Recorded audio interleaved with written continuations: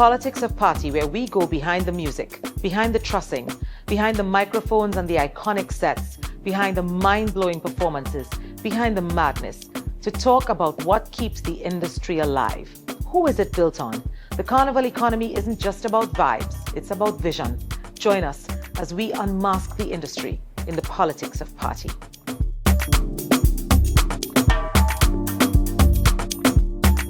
What was the name of your DJ syndicate back then? Before you started as rappers. Rappers? Yeah. Okay. Me and my best friend at the time, Masters of Creativity was our name, MOC. Sing something for me. Nah, you can't remember. So I quickly decided to be the DJ of the rap group. Right. The rap duo, right? This is the early 90s and you know, hip-hop rap was really starting to blow up, you know. And so we wanted to be rappers. And we quickly found out that rap is not going to be your way out, right? So I was a DJ in the group, and then we wanted to be on the radio, right? That was our goal. So how we get on this radio?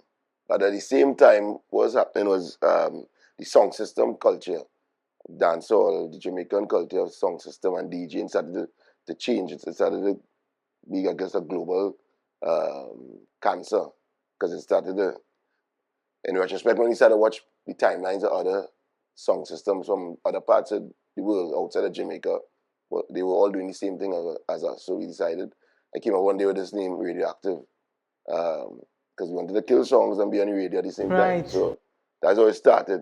So Radioactive was where it started for me, and then I wanted to be, because we wasn't going to have gigs, so we had to throw our own events at that point. So we had a group called Players Inc., and who, I'm not sure if you got him as yet on your show, but who's that? Jules Sobian was involved with that with me. So it was me and Jules. Players Inc. was the promoter of Radioactive Sound System, right? And that's how we actually got into the business. So Players Inc. was a party syndicate, so they used to host events. Correct. So Players Inc. is where the party, the throwing party started. And you were the DJ for the Players Inc. parties? Exactly. Well, I was also the head of me and Jules were like always battling for who's the head. And Adrian, what about you? What was your start in this entertainment industry? I mean, I would have probably came after Kwesi and they. Well, for those people who don't know, we both grew up in the Vale, Diamond Vale. So Kwesi grew up in the New Vale, I grew up in the Old Vale. So he was always around too. Yeah. So, I mean, I would have been around them. I would have been actually going to those parties back in those days, right? But my start would have been somewhere when I was 19. So my uncle at the time, himself and two friends, they introduced special effects into Trinidad, right? And at that time, the company was called Sky's the Limit. See, that's one of the directors here, right? The key. So they did a lot of work for Ecstatic. Okay. Right, you see, so this is the intersection we're talking about and the relationships. Because one of the things we discovered is some seriously long-standing relationships in this business, and we have a good relationship right here today. So we're talking 20, 30 years, you guys have been friends, you guys have been doing business together, building empires. So that's something that we definitely want to, focus on in the show as we go forward. But that SFX, that's with the Sky's the Limit story again. Yeah, that was... Yeah, so tell me that story. Well, I mean, I was still, like I said, I was a teenager at the time. I mean, a lot of people won't know, but I used to be a fitness instructor in the gym, so in fitness center, right? And this is just the aftermath. Right, that's okay. Right? No, he's far behind, you know. But I at least still see him in the gym, right? He's still around. So, I mean, so I was in the gym, and, it being carnival time, me being amazed with all the fets, they were doing special effects. They did the sky dancers, bubble machines, fog machines, pyrotechnics, confetti, that type of thing. Correct, when he did UFO. So they were basically, well, not me, right? They were basically doing all of that for Ecstatic at the time and going to all of these events, hopping from event to event with Ecstatic. And, me looking on as a youth, so to speak, I want to get any party free. So I said, well, I could roll with y'all. And he said, yeah, sure, no problem, come along. But he was dating my aunt, right, at the time, my mom's sister. And, I mean, rolling with them, but there would be a a bandwagon of them. Everybody would leave once they get into the event, but I used to stick around, and I stuck around, and I assisted and I helped him out, and he went back to my aunt and told my aunt, you know, Adrian is really responsible, you know, I could maybe see him doing some more, right? And then he came to me one time. At that time I had never traveled. I hadn't been to the US, anything like that, and he came to me and he said, how you feel about going on tour with Marshall and they? And I said, yeah, sure. You know, that was like a dream come true for me. And I mean, a little time would have passed, and before you knew it, my brother, myself, and another one of the guys, we went on tour and basically lived with Ecstatic in New York on Utica Avenue. You know, we've been to New York, Miami, Washington, other islands, right? And that was basically where I got into special effects. Yeah. And so you said you started at 19, and there's another one of the intersections that we want to talk about, because you're now talking about Marshall as one of the people who would have originally assisted you. So forward, who is your forward person? I would have to say David, my uncle. I mean, I learned a lot from him. He saw things that a lot of people did not see at the time. You know, he had a lot of big ideas, great ideas. So, you know, I definitely have to give him his kudos. Yeah, boy. And Kwesi, you, who's your forward person? My forward person, I think my uncle Larry, he's deceased now, but that was Customs Fed, right? Okay. Yeah. So when I Customs Fed, for those of you who don't know, is one of the big feds that we used to have here in Trinidad and Tobago. Big fed. Customs was huge. Yeah. Larry Laja would have took me, you know, and carried me to Davy and introduced me to Davy as a little youth man and try to show me certain ropes in promotion. So yeah, he was I guess the person that, you know, showed some of the connections inside of the business back in the early 90s.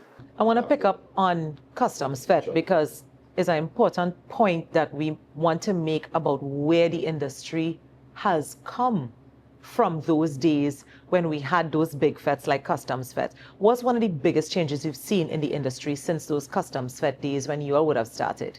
Well, for me, I always say this. The game don't change, the players change. Right? Before Messi and Ronaldo, you had Ronaldinho, you had Pele, you had Maradona. So the game is always the same. Now the rules, they might start changing the rules. The stadium get a little nicer. You understand? More marketing stuff. And that's what happening with these feds. But it's, you know, it's just a loop. Right?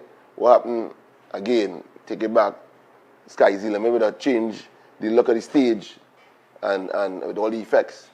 When would you say we could pinpoint that moment when it went from throwing dance to becoming an industry? When would you say? All right. I mean, well, just to go back a little bit, just to track back, you said what would have changed. I think it goes without saying that the production level has definitely changed. You know, the way we market events now, right, and the lengths that promoters or event producers, I don't want to refer to them as promoters because a lot of time and effort, and I feel as though, you know, the promoter name or the title promoter, people look down on them, right? Yeah, and they're somewhat that's a real upon, thing. but they are event producers. I want to still keep the name promoter because, you know, we need to bring the level of the name up than try to change the name. Well, at least put some respect on the name. You know, a lot of people don't know. I mean, when you look at an event, you know, how many persons are employed by that one event, right? There's an ecosystem. I mean, there's so much that we could get into, but I don't want to stray from your question. And that is, like I said, marketing would have changed and the way events would be marketed now, and more so the production, the quality of production. What it used to be back then and what it is now has definitely changed. And the consumer, the patron, looks for more. They want value for their money, right? And we owe them that. And you can tell too by the production level, even changes the mindset of the patron. Back in the day, you go up, you're hearing fed, is man getting busted, stabbed, fight. Carnival fed now is the most safest thing. Correct. Right? You barely hear about incidents now in carnival feds. Yeah. Right? So I think, you know, we've matured quite a bit from then, from, you know, like the early 90s, 80s. Well, oh God, the 80s and it was a whole different kettle of fish. to today. Yeah, and it's exactly what Adrian just said, you know. Follow us at the Politics of Party on YouTube, Instagram, and join the conversation on TikTok.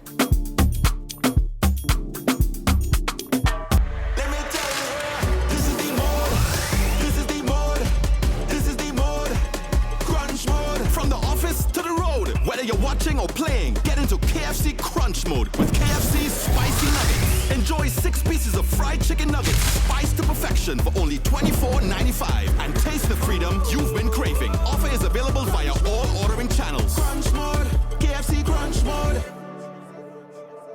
It's Carnival and KFC, we ready for Crunch Mode. You don't just need a new hairstyle, you deserve to leave feeling beautiful, confident, and unstoppable. I know what it's like when you're craving that fresh, feel-good glow, but end up leaving the salon feeling just, okay. That's not what you deserve. Hi, my name is Melissa Jones of Soya Beauty, and when you walk through our doors, my goal isn't to just give you a new hairstyle. I'm here to remind you of the magic you already have. I take the time to listen because your hair is personal. It reflects how you feel about yourself. Now, here's what's interesting. When you feel good about your hair, it's like a domino effect. Your confidence kicks in, your posture changes, and you see yourself differently. But here's what's also surprising. It's not about perfection or having the trendiest haircut or hair color. It's about you walking out feeling ready to take on the world. Because when you feel unstoppable, there is nothing you cannot achieve.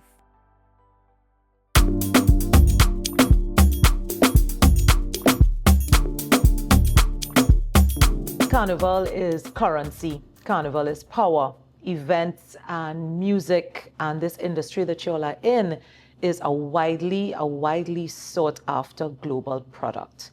How has that need changed the way that you all function? Because both of you have gone into the international space and chosen to take your products out of Trinidad just as they are, export them, and become a part of an international economic pie that is now Carnival. How has that changed the way that you function and operate as Trinidadian men in this industry?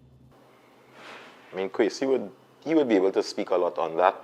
He has been doing a lot internationally for quite some time.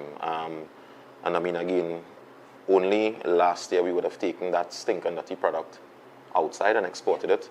And I mean, I can remember, and my pause raising here, I can remember we saying to Kwesi, and when I say we, because it's 4 entities that really produce stinking dirty. And a couple of us would have said, well, Kwesi, yourself and Voice, you all are the ones out there internationally. You need to take our hand and we will be guided by you. Right? Yes, we do what we do, and we're good at it, but we also look to you for guidance when making that step. And I mean, so even part of that forward to making that international step, we could say that we owe some of that to Kwesi because, again, they know the inner workings of that international market. So, I mean, he would probably be able to speak to that, speak on that more.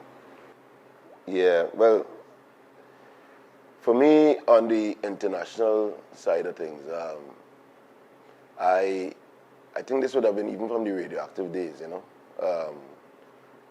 and watching the world as one, right? We are members of a whole universe. Yeah. Right? We only divided by water, right? And invisible lines and borders. But there's a Trinidadian or Caribbean person in every part of the world. I heard that when I would say this last week. He was in somewhere in Russia, some far in the cold. I know what he was doing out there, and he bunks up a Trinidadian, and he's like, how the hell you reach there? So, you have Trinidadians and especially Jamaicans be all over the world. For me, even from back in the radioactive days, we just started to get international gigs. Like, before that was probably Tony Chow Laundry was the only international DJ getting gigs. Was it for soca? For us, it was dancehall, right? I think with Chow too, it would have been more dancehall than the soca. And in those days, I mean, the soca they were on tour, but it's really diaspora, right? Today's world is so much smaller. The internet, social media, you know. And when we decided to take Scotch international, and I tell people this all the time, sisters say it, dance here before you dance abroad, right? You have to develop your product here, right, before you export it, right?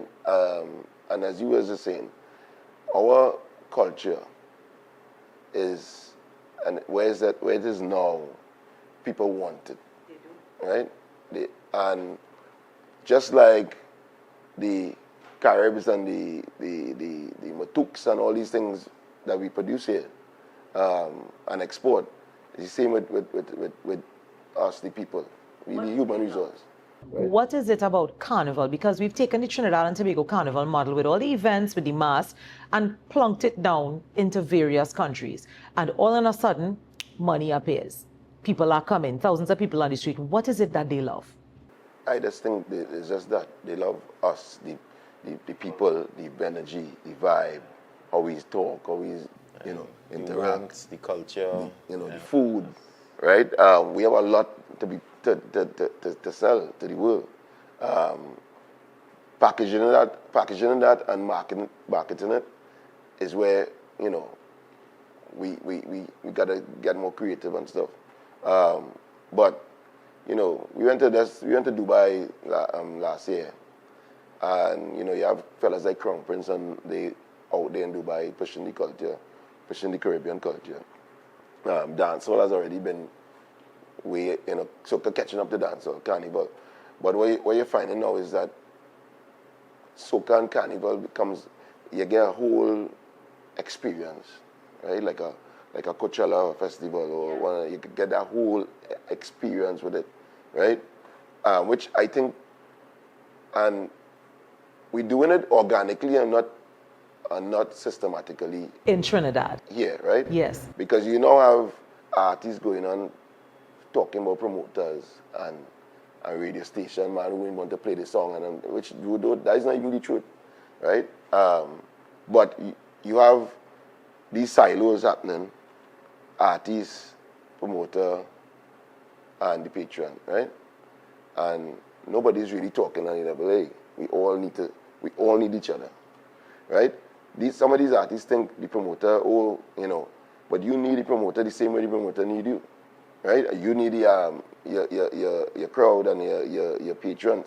We both need them, right? So we all have to work together, right? And that is where for me, that's the most important step we need to start to take and start to understand for us to really say, hey, this thing could go to the world. Correct. Right? And so that's part of the intersection, just for the audience, that's part of the intersection that we're trying to capture and cover in the show. How do we get all of these relationships and all of these actors to see themselves as a cohesive unit? And that is really what is behind the politics of party, because Carnival is also a political tool.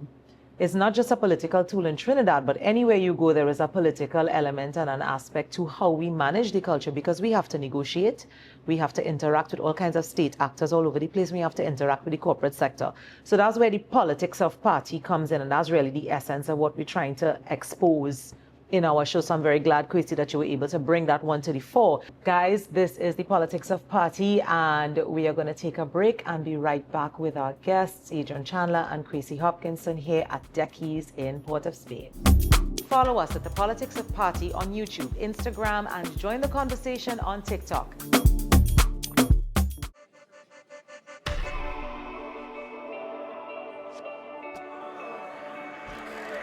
It's that time again for you and me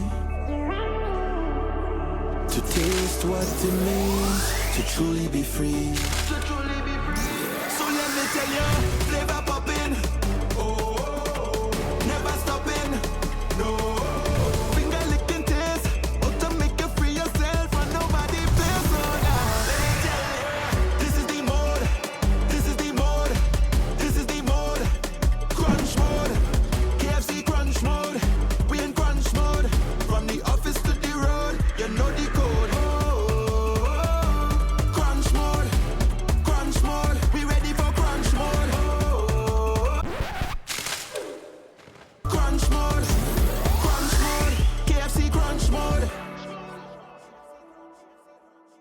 You don't just need a new hairstyle, you deserve to leave feeling beautiful, confident, and unstoppable. I know what it's like when you're craving that fresh, feel-good glow, but end up leaving the salon feeling just, okay. That's not what you deserve. Hi, my name is Melissa Jones of Soya Beauty, and when you walk through our doors, my goal isn't to just give you a new hairstyle. I'm here to remind you of the magic you already have. I take the time to listen because your hair is personal. It reflects how you feel about yourself. Now, here's what's interesting. When you feel good about your hair, it's like a domino effect. Your confidence kicks in, your posture changes, and you see yourself differently. But here's what's also surprising. It's not about perfection or having the trendiest haircut or hair color. It's about you walking out feeling ready to take on the world.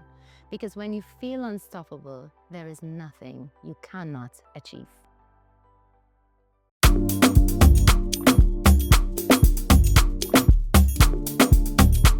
Back on set at the Politics of Parties, we're here at Deckies talking about the entertainment industry in Trinidad and Tobago. Here we believe that Carnival is not just about party, Carnival is power.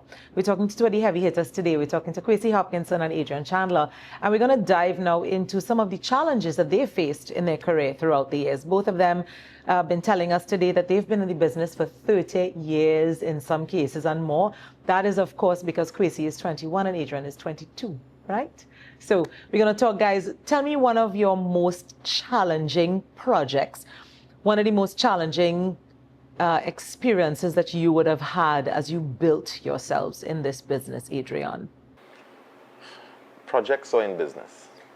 In projects or business, because your business is Carnival, right? It's going to be something that deals with this. And I mean, even if it is a relationship, even if it is an entity or a particular event, I want to hear what was something that really sticks out as a learning experience, because the biggest challenge is your biggest teacher too.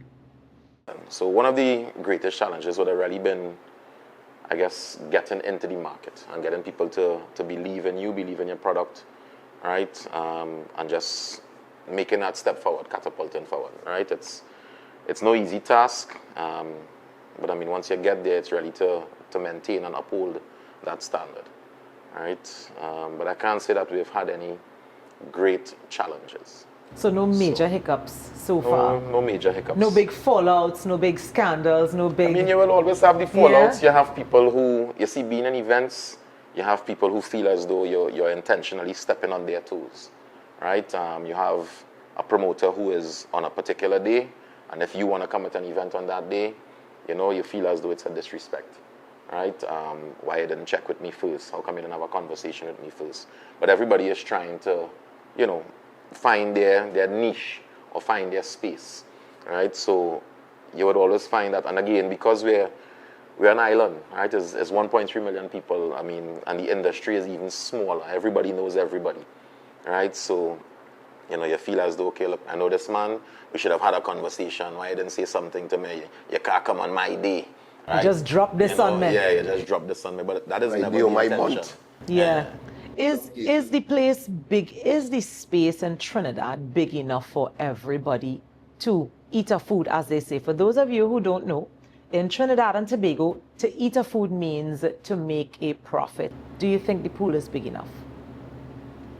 Yes or no? Yeah. Do you think that it depends on the quality of your offering? Is that what is going to set you apart? Of course. Right. What I would say is the beauty of Trinidad Carnival is that we can sustain ourselves without, you know, if there's a close the border today, we can still have a carnival, right? Just that we won't have 20,000 pet, right? That's the beauty of our carnival. Because of that, we have some foundation to work with, right? When there's demand, you know, the supply will start to come, and that's what happening now. Less demand, you know. So everybody eat a food. That is just how the world set up, right? Is, you know, is who stand out from the rest. Was a unique selling point. You know, the cream of the crop would always it emerged to the top, right? The barrier to entry really is not that high or difficult getting into, and that's the Pink Panther syndrome, right? Yeah. Everybody feel they can play this Pink Panther song until they start to realize a whole orchestra playing the song, right? And you have different moving parts, and we're also talking about work ethic, because that's something that keeps coming up in the show. People keep talking about the work ethic and how critical it is for us to be around other practitioners whose work ethic is powerful, because that's really what's getting the success. So when you was asking about the challenges, the most challenging thing for me, well, I have many challenges, but they come day by day. But one of the most challenging things for me is dealing with these guys, right? That's Thinking Dirty Group. Has become one so that's Adrian, Chandler, that is Voice, and who's your fourth partner? Well, it's Adrian and the committee, Shane and Beard, and Nicholas, and then you have Illusions. Right, which is From, and Larry, right? For me, I'm a dictator, right? So Adrian not saying anything. No. I have to agree with him, because again, in my business, I am in a similar situation to him. I'm a dictator. But as soon as you start to collaborate now, you have partners. Correct. So now you have a vision, and you have to get everybody on board with that vision. And that's been challenging for me in particular, because for my whole career, most of the time, even though I do a lot of collaborations, it's clear this is my vision. If you want to jump and buy into that, you're welcome to buy in and collaborate with me. But we're going down the road regardless. I going down the road. You understand?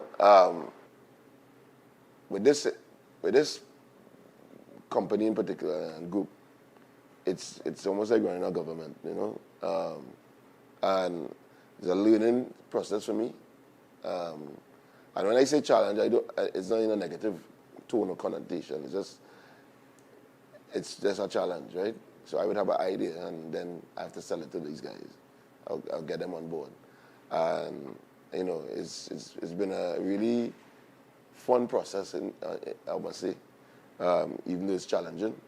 But we've come together to really create something really special, right? Especially with that brand. So Stinkin' Dirty is a highlight of your career, Kwesi, is what you're saying. I mean, a lot of I would have took a lot, one of them, one of the highlights, yes. So let's walk away from biggest challenge to biggest lesson. What's the biggest lesson that you've learned in this business? And we're asking this because there are a lot of young people who want to get into the game. And we need them to get into the game because we need sustainability. So biggest lesson for those wanting to jump into this game that you all are in. Right? And as we say, Pajo said, last year price is not today's price. Correct. Right? Wow. Our work last year, don't necessarily going to work this year. And for me, the biggest lesson is really always have to, you got to be a rolling stone, right? And evolve, especially to be here for so long, right? And still going. At the time, I think it was Voice, he asked me when I going to stop. And I was like, I'm going to stop. You understand? Why are you rolling? There's no end, it's a bottomless pit. Stop when you're dead. Right. Right? So that for me, that is one of my biggest lessons in this game. Adrian, you? I will say all that glitters is not gold. Right? I mean, you have many people wanting to do it, and really for what reason? Right? Some see the glitz and glamour, or the glamorous side of things, but there's a lot that goes into it. And I mean, we treat it as a business. I have always taken the approach that it is a business, because let me tell you, you could win big, you could hit big, or you could lose your house. Right? And that is the part of it that some people don't see.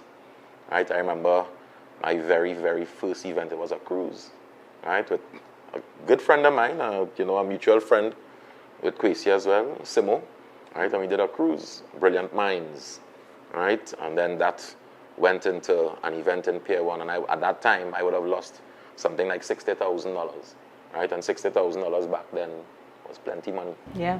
Right? So, especially as a young man starting out in business, yeah, as a significant loss.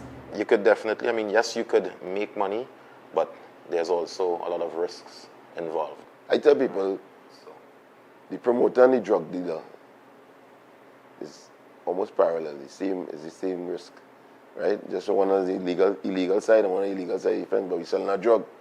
The drug is, we selling happiness. We selling, right? Yeah. Remember, there are no guarantees there. So guarantees.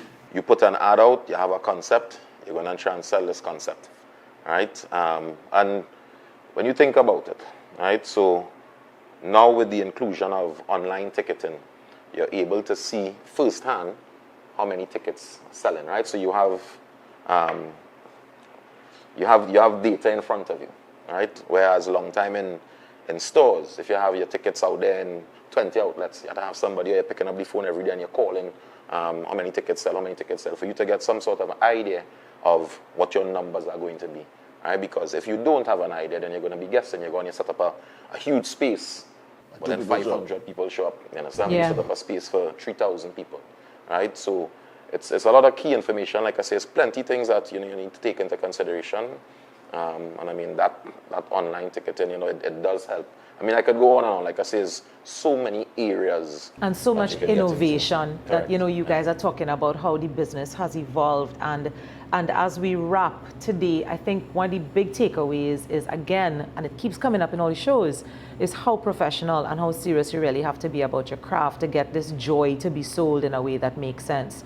As we look at how we globalize our product and how we try to transform the way that we function as Trinidadians, what is the thing? Sorry, go ahead, Kwesi. What I want to say is to that, because I say it all the time, after oil and gas, after the manufacturing business, our entertainment space and industry, I think, I'm not sure if we have the data to really back it up, but that's from my observation and knowledge, it's probably the next biggest sector that, money could trickle down to society, where an average middle lower class boy and girl could actually have a career, see some comfort in life, get themselves up and their families up. And we don't really, I think government in particular don't show us the respect, right? When you watch The Avenue, it's bars and nightlife. The nightlife is very, our culture is strong. But we're not doing anything to really harness and create and blow up this thing, right? They watch it as almost, I don't know, when you watch Vegas. Yeah, that is basically Trinidad just on fire. Vegas is a desert. In the middle of nowhere. In the middle of nowhere, and what an idea, right? Is entertainment fuel in Vegas? And that's a great place for us to wrap, talking about the value of this industry and the value of your contributions. I mean, I'm hoping that one day we see you guys getting national awards and really being vaulted as people who would have contributed significantly to what happens in Trinidad. Our party landscape here is vibrant, it is dynamic, and it is so fantastic that all over the world, so I was telling everybody, I counted on the map the other day, 70 different places where there is a carnival of some kind, whether it's Uber Soca Cruise, Carnival Weekender, a carnival, a bunch of parties, so that this thing is serious. Yeah, they are called from South Africa. See? Yeah, and Ghana. And Ghana, South Africa, Ghana, Nigeria. I've heard those are the places in Africa where our product is desired. Adrian, the closing is yours. What is the most significant thing you'd like our viewers to walk away from in terms of how the politics of the party influences you as a practitioner? Don't just look at us as though, we're just here to make money. We do value the patrons, the consumers, the persons that are eating all of this up, right? And taking all of this in from start to finish, right? Like I said, there's a lot that goes into it. And not just the viewers, the patrons, the powers that be, right? Corporate TNT. So when they get involved, I mean, some do see the value in it. Some do appreciate what we do. but just don't look at it lightly, right? It is a huge ecosystem, and like I said, if we were really supposed to get into the politics of all of this, it'll be a much longer program than this. Okay. Right? I want them to know we here to make money. Right? Yes. Just like any other business, it is a business. But right? you will get value for your money. What you enjoy Right? Yeah. giving And us your money. I think we have shown that. We have proven that, right? And it's not just us alone. There are many others, right? So, big respect to each and every one of the event producers and promoters doing their thing. Continue to do your thing, and let's put a real powerful product out there for persons to enjoy. Thank you so much to our guests, Kwesi Hopkinson and Adrian Chandler, coming to talk today to the Politics of Party about the politics in the party. Entrepreneurship on fire, guys. Thank you so much for joining us here at Deckies today. I'm your host, Paige DeLeon. Tune in to the next episode of the Politics of Party, the Trinidad edition.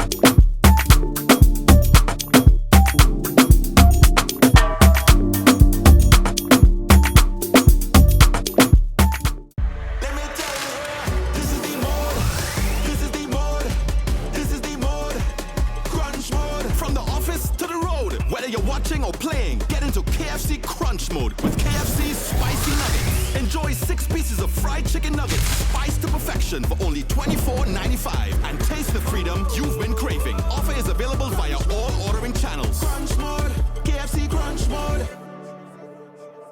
It's Carnival and KFC, hey. We ready for Crunch Mode. You don't just need a new hairstyle, you deserve to leave feeling beautiful, confident, and unstoppable. I know what it's like when you're craving that fresh, feel-good glow, but end up leaving the salon feeling just, okay. That's not what you deserve. Hi, my name is Melissa Jones of Soya Beauty, and when you walk through our doors, my goal isn't to just give you a new hairstyle. I'm here to remind you of the magic you already have. I take the time to listen because your hair is personal. It reflects how you feel about yourself. Now, here's what's interesting. When you feel good about your hair, it's like a domino effect. Your confidence kicks in, your posture changes, and you see yourself differently. But here's what's also surprising. It's not about perfection or having the trendiest haircut or hair color. It's about you walking out feeling ready to take on the world. Because when you feel unstoppable, there is nothing you cannot achieve.